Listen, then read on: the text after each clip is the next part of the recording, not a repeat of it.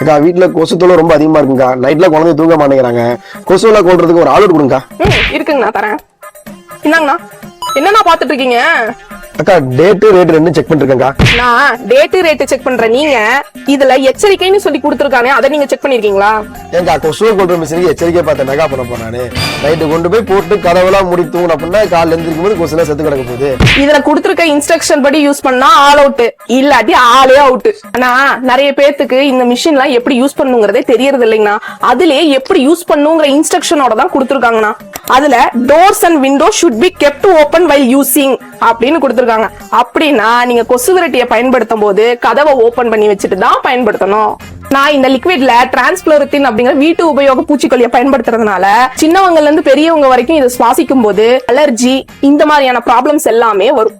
ஆனா இந்த மிஷினை எப்படி யூஸ் பண்ணணும் அப்படின்னா, இந்த மிஷினை ஆன் பண்ணிட்டு அரை மணி நேரத்துக்கு அந்த ரூமோட டோர் எல்லாம் க்ளோஸ் பண்ணிட்டு நீங்க அந்த ரூமை யூஸ் பண்ணாதீங்க.